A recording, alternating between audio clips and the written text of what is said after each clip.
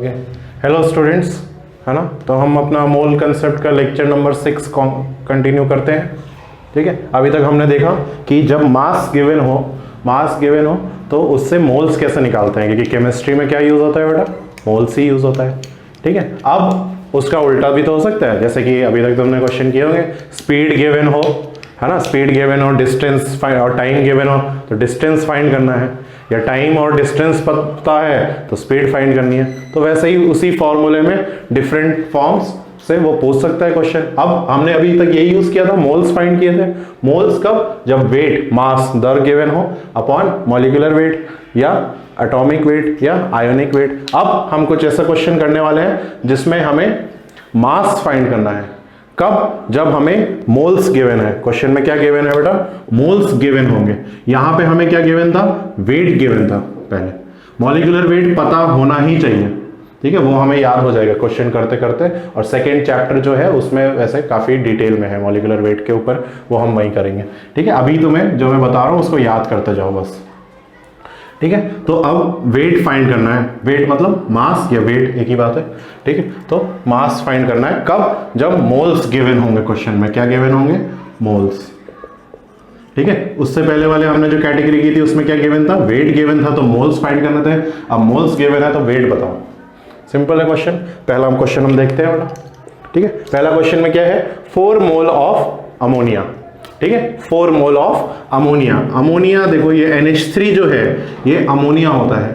1 molecule of ammonia. ठीक है, 1 molecule of ammonia मतलब कि एक अणु, अमोनिया का एक अणु, उसमें एक नाइट्रोजन परमाणु या एटम होता है और 3 हाइड्रोजन एटम होते हैं बेटा। ठीक है, 3 हाइड्रोजन के एटम्स हैं। समझ आ गया। एक में एक मॉलिक्यूल ऑफ अमोनिया मतलब कि एक ये चॉकलेट है, उसमें एक बड़ी चॉकलेट है जो नाइट्रोजन है और 3 उसके साथ छोटी चॉकलेट्स हैं। ऐसे करके हम समझ लेते हैं, ये नाइट्रोजन हो गया और 3 हाइड्रोजन हो गया बेटा। समझ आया, क्लियर। तो अब देखते हैं बेटा इसका मॉलिक्यूलर वेट कितना होगा।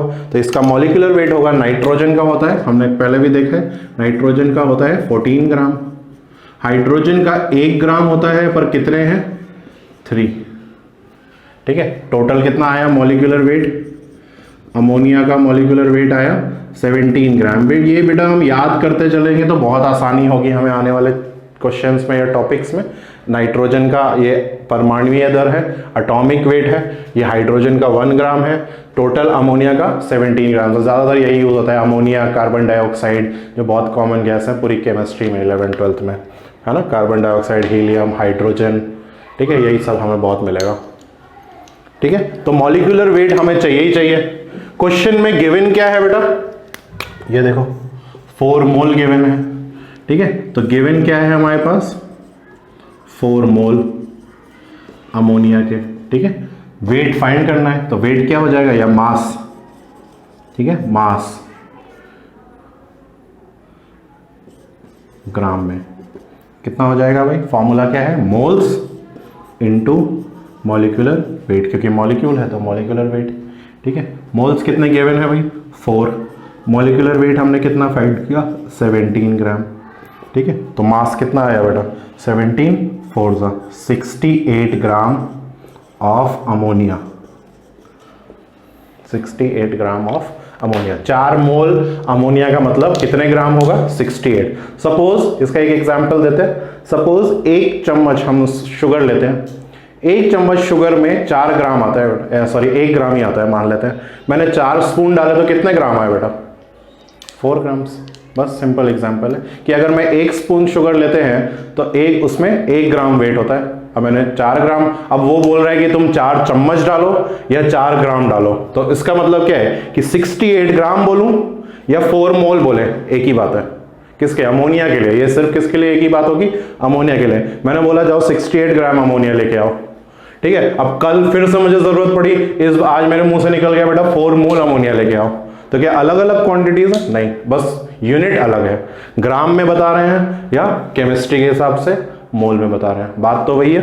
लाना कितना तो मैं 68 ग्राम ही है।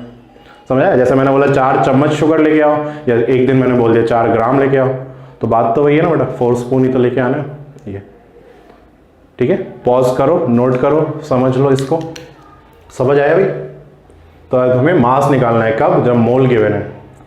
क्लियर है? तो नेक्स्ट क्वेश्चन पे आते हैं फिर बेटा, देख लो भाई।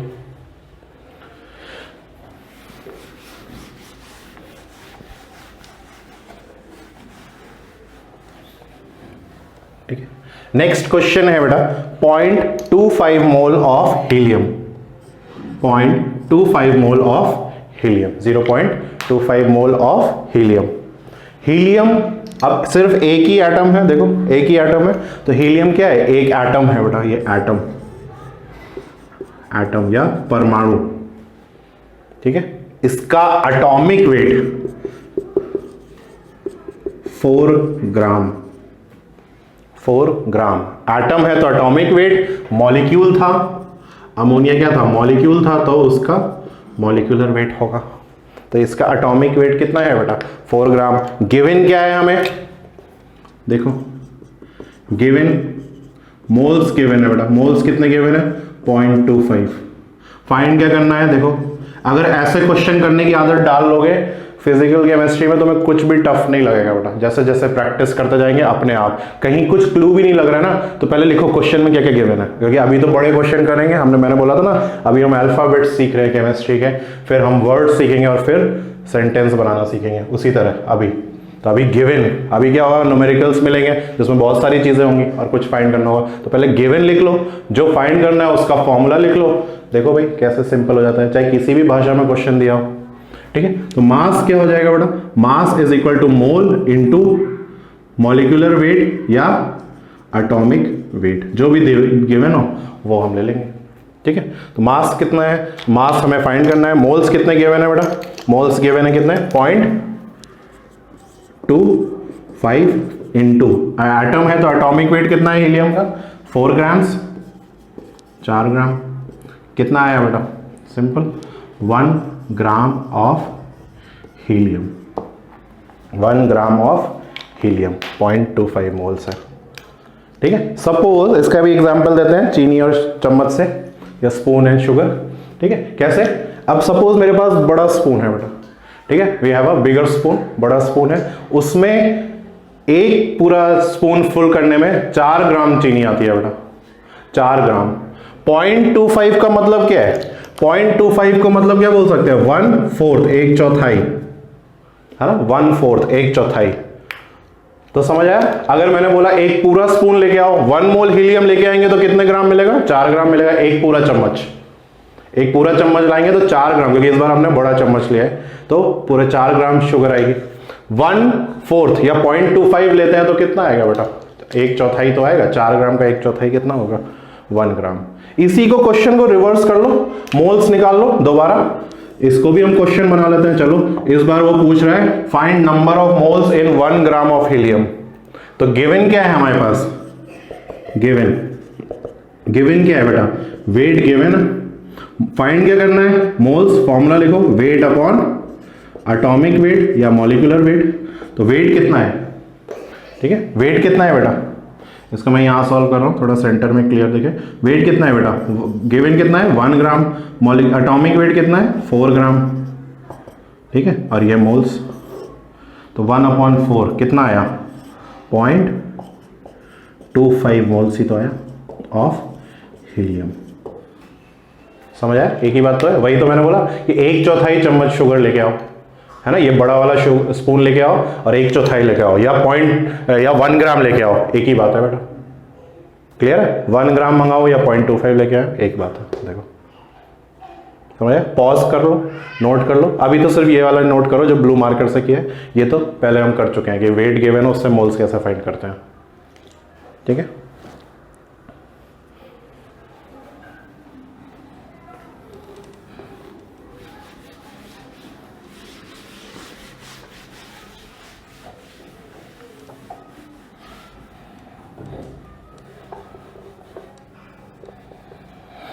ठीक है, चलो अगले क्वेश्चन पे आते हैं बेटा।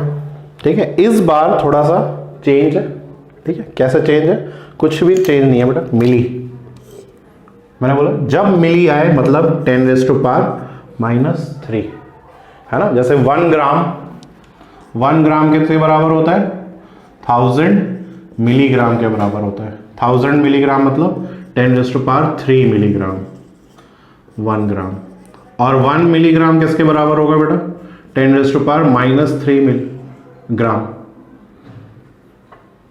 10⁻³ ग्राम के बराबर होगा। ये सब नोट करते जाएगा कॉपी में, टॉप में, साइड में, है ना, काम आता जाएगा।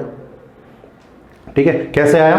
1 ग्राम है, अब यहाँ पे 1 रखना है हमें, इसका डेरिवेशन अगर किसी को नहीं क्लियर है बेटा तो 1000 मिलीग्राम, यहाँ पे 1 रखना है तो ये 1000 किधर आ जाएगा? नीचे आ जाएगा। 1/1000 ग्राम हो जाएगा, यहाँ पे 1 मिलीग्राम रह जाएगा। तो 1/1000 को हम क्या लिख सकते हैं बेटा? 10⁻³ ग्राम, ये 1 मिलीग्राम। समझ आया? ये जो रिलेशन है सेम। ठीक, नोट कर लो इसको भी, पॉज करके नोट कर लो भाई, फिर हम आते हैं क्वेश्चन पे।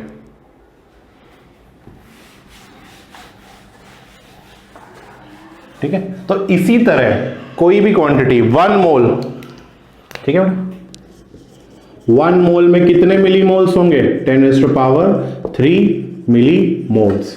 या 1 मिली मोल में कितने मोल्स होंगे? 10⁻³ मोल्स। 1 मिली मोल में कितने मोल्स होंगे? 10⁻³ मोल्स। ठीक है, ऐसा ही है। अब देखो CO2 क्या है? कल हमने देखा था CO2 एक गैस है, कार्बन डाइऑक्साइड, और ये क्या है? मॉलिक्यूल। तो एक मॉलिक्यूल CO2 में एक कार्बन का एटम है और 2 ऑक्सीजन के एटम्स हैं। एक कार्बन का एटम है और 2 ऑक्सीजन के एटम्स हैं बेटा। तो वेट कितना हो गया? कल याद हो जाना चाहिए, नहीं है तो फिर से मैं बताता हूं। कार्बन एटम का वेट होता है 12 ग्राम, ऑक्सीजन का, एक ऑक्सीजन का होता है 16, और 2 हैं तो इंटू 2, तो ये हो गया 16 2 32 plus 12 44 gram is molecular weight of CO2। कितना है? 44 ग्राम मॉलिक्यूलर वेट है CO2 का। फाइंड क्या करना है? मास गिवन क्या है? मोल्स। ये मोल्स ही तो है बेटा, ये मोल्स ही तो हैं। तो देखो भाई, गिवन क्या गिवन है हमें? 5 मिली मोल्स CO2 के, of CO2 is equal to, मैं इसको कैसा लिख सकता हूं? 5 इंटू 10⁻³ मोल्स। 5 मिली मोल्स को हम कैसे लिख सकते हैं बेटा? 5 इंटू 10⁻³ सॉरी -3 क्यों कह रहा हूं? 10⁻³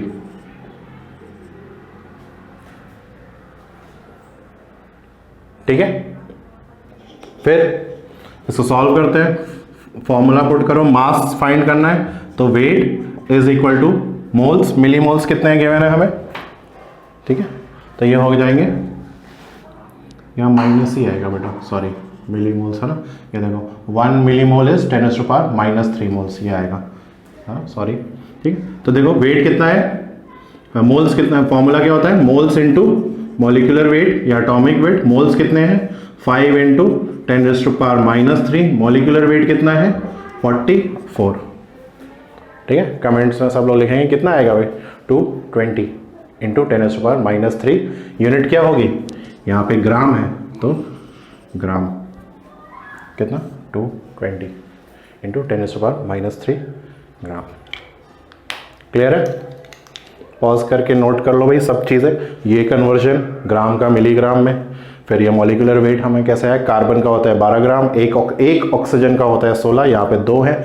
ऐसे ही मैं और समझा देता हूँ, सपोज SO3 गैस दी होती सल्फर ट्राईऑक्साइड, तो एक ऑक्सीजन का 16, 3 का 48, ठीक है, सल्फर का 32, ये आगे आएगा तब हम फिर से मैं बताऊंगा ऐसे। तो एक ऑक्सीजन का 16 होता है, जितने ऑक्सीजन होंगे उससे उतना हम मल्टीप्लाई कर देंगे। समझ आया, नोट कर लो भाई, और कोई भी डाउट हो, कुछ नहीं समझ आया तो कमेंट्स में लिख दो, आंसर्स लिखो भाई जो मैं छोड़ दे रहा हूँ उसको, क्लियर है? चलो नेक्स्ट लास्ट क्वेश्चन करते हैं हम लोग।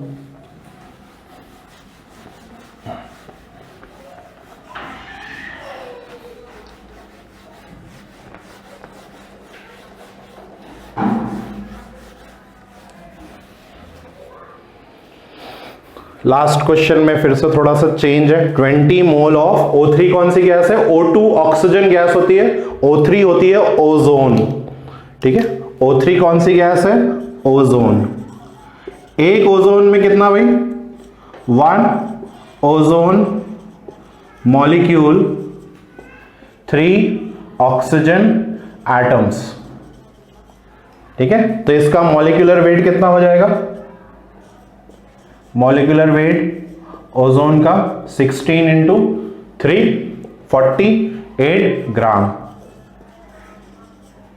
48 ग्राम। फाइंड क्या करना है? मास कितने का? 20 मोल ओजोन। 1 मोल ओजोन का कितना ग्राम मास होगा बेटा? 48 ग्राम। ठीक है, तो आओ इसको सॉल्व करें हम। केजी में बताना है, उसने एक चीज अलग दे दी क्वेश्चन में, केजी में। अभी तक हम ग्राम में निकाल रहे थे, अब केजी में बनाना है। पहले देखो ग्राम में निकालते हैं, फिर सिंपल में कन्वर्जन बता देता हूं केजी में कैसे होगा। तो देखो भाई, मास, ठीक है, मास का फॉर्मूला क्या है भाई? Weight is equal to mole into molecule है तो मॉलिक्यूलर वेट। मोल कितने भाई? 20 इंटू मॉलिक्यूलर वेट कितना? 48। कितना आया भाई? 960 ग्राम। ठीक है, 8 to the 16, 4 to the 8, 9, 960 ग्राम। ठीक है भाई, 960 ग्राम पर क्या ये आंसर सही है? ठीक है ना? आंसर सही है? नहीं, आंसर किस में बताना है हमें? केजी में। आंसर हमें केजी में बताना है। देखो मैं साइड में थोड़ा कन्वर्जन फिर से, कई बच्चों को पता होगा कि ग्राम को केजी में कैसे कन्वर्ट करते हैं बेटा। क्या करना है? 960 ग्राम को हमें 1000 से डिवाइड करना है। ठीक है, तो ये कितना आ जाएगा? 0.96 kg, है ना। और जिनको नहीं समझ आया ये, उनके लिए मैं साइड में लिख रहा हूं कन्वर्जन। 1 kg में कितने ग्राम होते हैं बेटा? 1000 ग्राम। 1 kg में 1000 ग्राम होते हैं। 1 ग्राम में कितने केजी होंगे बताओ? यहां पे हमें 1 रखना है, 1 ग्राम, तो 1000 इधर आ जाएगा, तो ये हो जाएगा 1/1000 kg। या फिर हम 1 ग्राम को क्या लिख सकते हैं? 10⁻³ kg। ठीक है, तो ग्राम से केजी में कन्वर्ट करना है तो बेटा 1000 से डिवाइड करना पड़ेगा। ये हमने किया है। ठीक है, समझ आया? ये तो ट्राई करो, कुछ भी डाउट हो तो कमेंट्स में लिख दो, सर ये क्वेश्चन नहीं आया, मैं उसको गाइड कर दूंगा। ठीक है, चलो।